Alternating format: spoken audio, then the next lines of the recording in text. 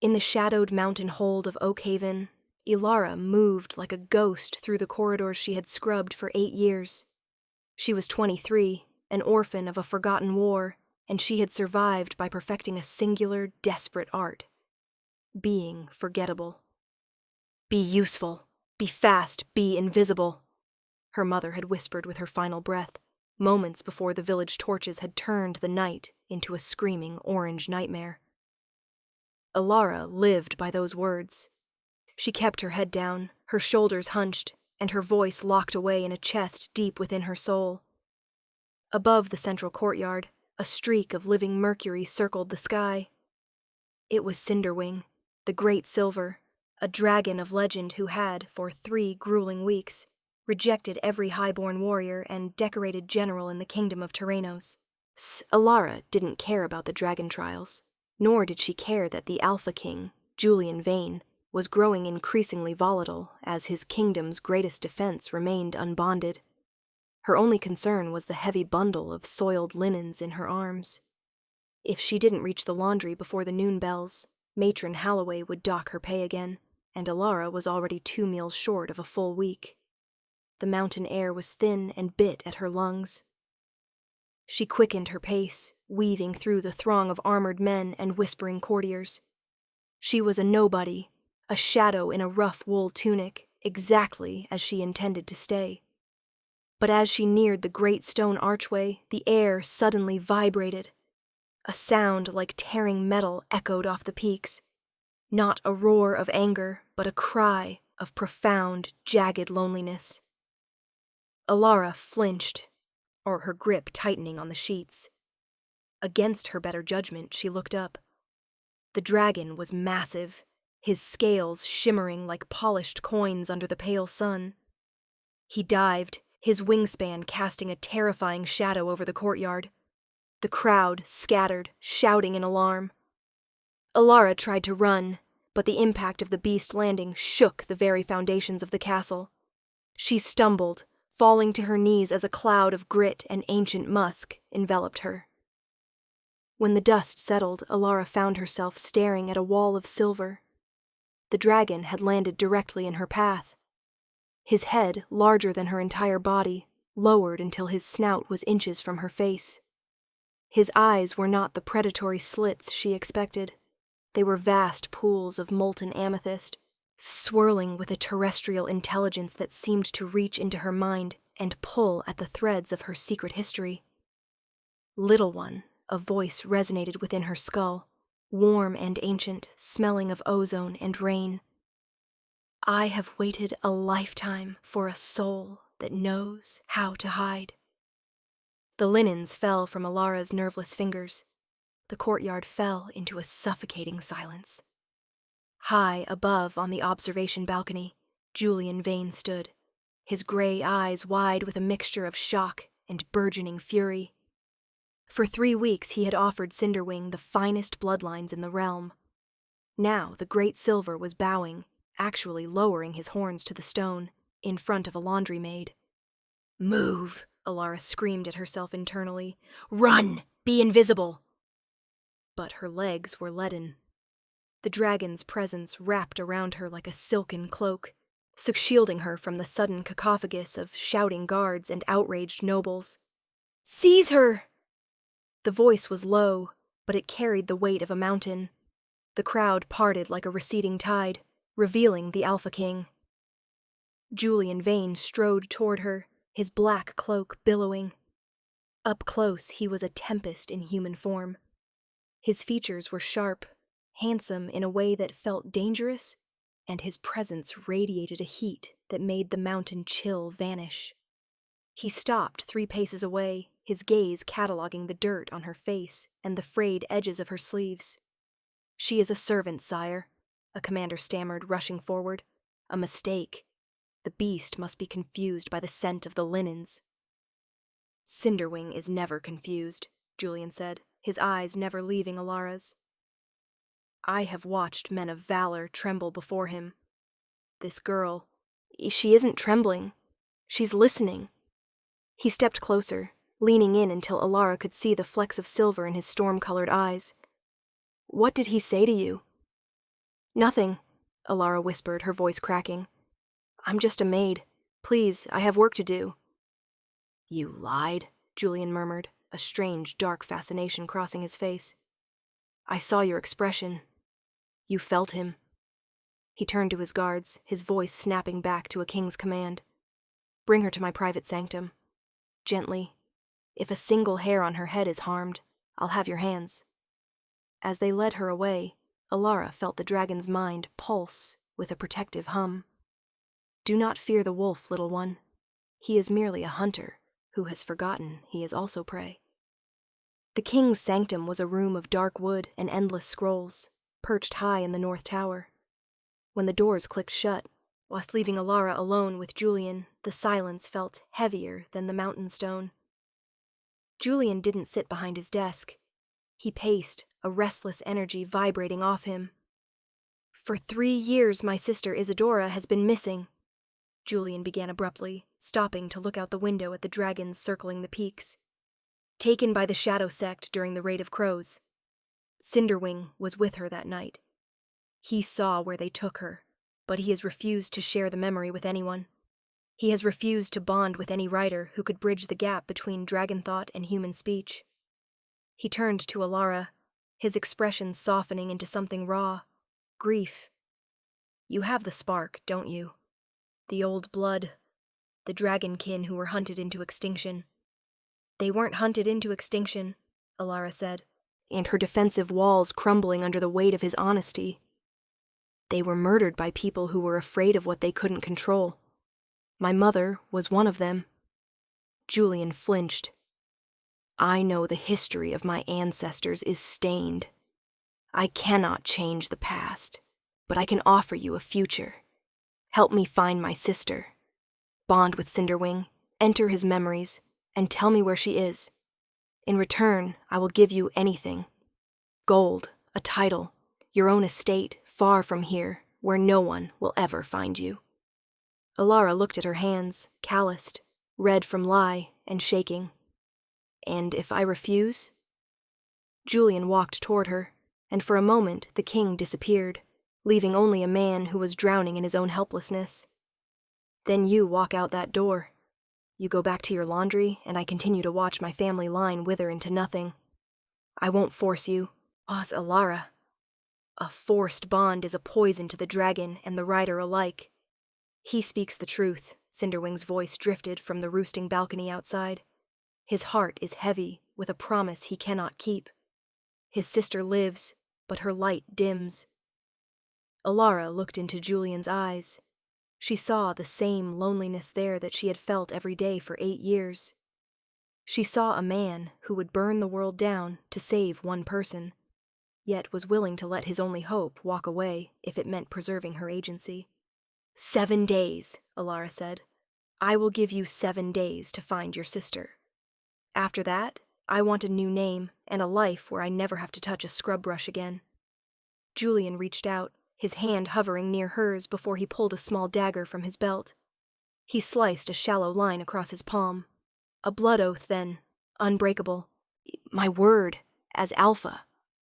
Elara took the blade, her heart hammering against her ribs.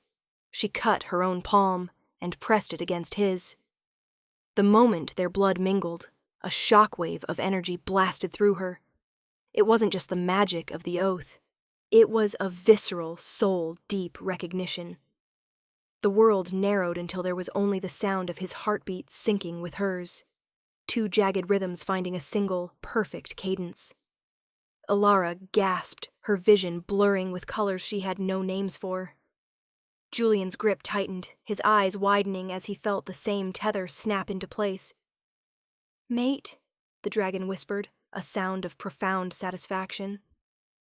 I told you I had been waiting. Julian let go of her hand as if burned, his breath coming in ragged hitches.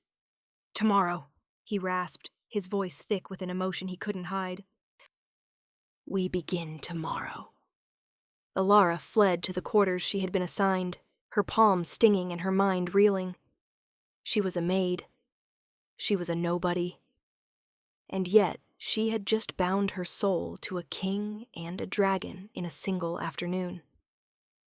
The first session with Cinderwing was a descent into madness. Elara stood on the dragon's roost, the wind whipping her hair into a frenzy.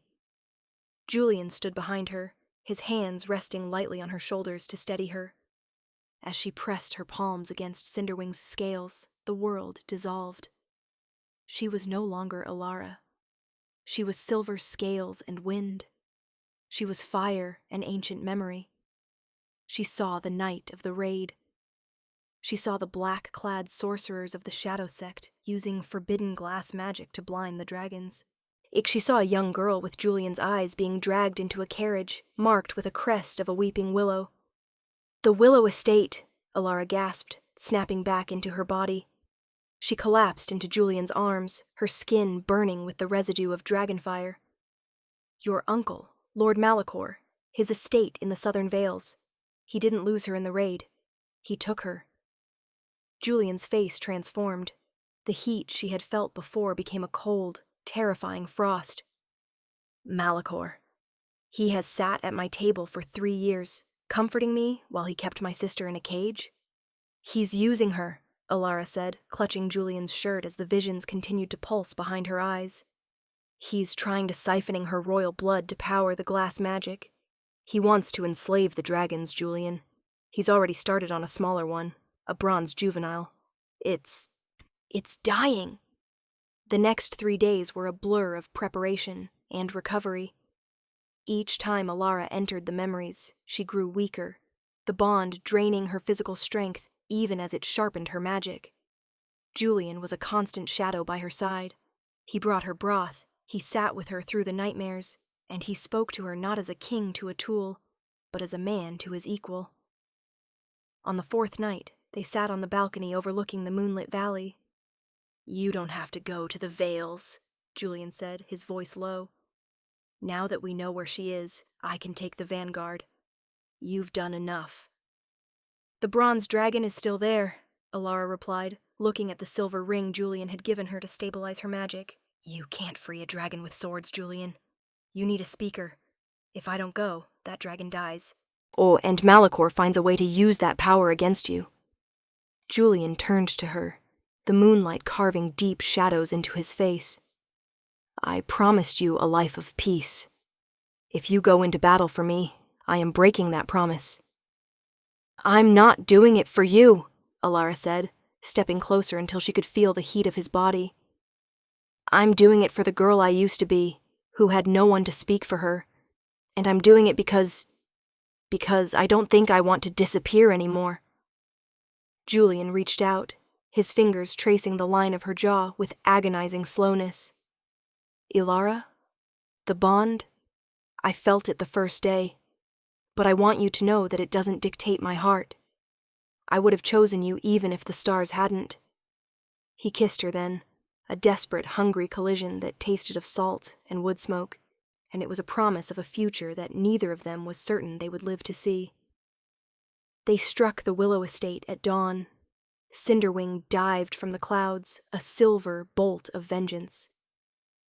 Julian, in his full alpha shift, a massive, silver-tipped wolf the size of a carriage, tore through the gates of the estate with a roar that silenced the birds for miles. Elara stayed on Cinderwing's back, her mind expanded to encompass the entire battlefield. She could feel the pain of the enslaved bronze dragon in the cellar, a screaming wound in the world's magic. "Down!" she commanded. Cinderwing smashed through the roof of the laboratory. Below, Lord Malachor stood over a glass vat, his eyes wide with a frantic, narcissistic terror. Isadora lay on a stone slab, pale and motionless, connected to the vat by glowing silver threads. "Stay back!" Malachor shrieked, raising a staff of black glass. "I will shatter her soul if you take another step!" Julian, back in human form but still radiating the predatory aura of the wolf, stepped into the wreckage. "Touch her, and I will ensure your death takes a century, Uncle." Malachor sneered, his gaze shifting to Elara.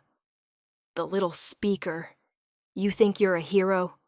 You're a freak, a remnant of a bloodline we were right to prune." He swung the staff toward her, a bolt of jagged shadow magic screaming through the air. Elara didn't flinch. She opened her mind to Cinderwing and the dying bronze dragon below. She didn't use fire. She used the truth. She projected the sound of the wind over the peaks, the feeling of a first flight, and the absolute, unyielding bond she shared with the man standing in the center of the room. The shadow magic hit an invisible wall of pure, silver light and shattered. "The dragons aren't your weapons," Elara said, her voice echoing with the power of 2 ancient souls. "They are the world's breath, and you are finished." With a mental command, she shattered the glass vat. The stolen energy rushed back into Isadora and the bronze dragon. The backlash sent Malachor flying against the stone wall, his staff splintering into 1,000 harmless shards. Julian was at his sister's side in a heartbeat, his hands trembling as he checked her pulse. "Isadora, Isadora, look at me." The girl's eyes fluttered open, the same storm gray as her brother's. "Julian?" she whispered. "I dreamed you found a silver star." Julian looked up at Elara, who was sliding down from Cinderwing's shoulder, her face pale and her legs buckling from the effort. He caught her before she hit the floor, pulling her into his chest. "He did," he murmured. "I found the only one that mattered." The return to Oakhaven was not the quiet affair Elara had expected. The streets were lined with people, not cheering for a king, but silent in reverence for the girl on the silver dragon. Isadora was placed under the care of the realm's best healers, and Lord Malachor was cast into the deepest oubliette of the mountain, stripped of his name and his light. On the 7th day, Elara stood in the king's study. On the desk sat a heavy purse of gold, a set of forged papers for a high-born lady in the southern reaches, and a map to a secluded estate. "Everything is promised," Julian said, though his voice sounded hollow. He stood by the fire, his back to her. "The carriage is waiting at the postern gate. You can be across the border by nightfall." Elara looked at the papers, then at the man she had come to know in the spaces between heartbeats. She thought of the laundry, the invisibility, and the cold loneliness of her old life. Then she thought of the wind, the silver scales, and the heat of the wolf. She picked up the papers and tossed them into the hearth. Julian spun around, his eyes wide. "Elara!" "I told you," she said, stepping toward him. "I'm tired of being invisible, and I'm tired of running." She reached out, taking his hand, the palms scarred from their oath. "I want to stay, not as a maid, and not as a tool. I want to be the speaker of Torinos, and I want to be with the man who was brave enough to let me go." Julian didn't hesitate. He pulled her into a kiss that felt like the end of a long, bitter winter. "I'll have to find a new laundry maid," he murmured against her lips. "The last one was far too much trouble." "You couldn't afford me anyway," Elara laughed. A month later, the coronation was held at the height of the summer solstice. The kingdom gathered to watch as Julian Vane placed a circlet of silver and amethyst on Elara's head. There were no protesters, no whispers of freak or dragonkin. There was only the sight of the great silver dragon landing behind the new queen, bowing his head in a silent, thunderous respect. Elara looked out over the kingdom she had once scrubbed the floors of. She saw Isadora, healthy and smiling, standing with the young bronze dragon she had helped save. She felt Julian's hand in hers, solid and warm. The girl who had lived by the rule of being forgettable was gone. In her place stood a woman who had found her voice in the roar of a dragon, and her home in the heart of a king. The shadows had been burned away, leaving only the brilliant, terrifying, beautiful light of a life truly chosen. Cinderwing took to the sky, his scales catching the noon sun. "The world is wide, little one," he whispered in her mind, "and for the first time in 300 years, it is ours." Elara squeezed Julian's hand and looked toward the horizon. "Ours," she agreed, and as the noon bells began to ring, she didn't run.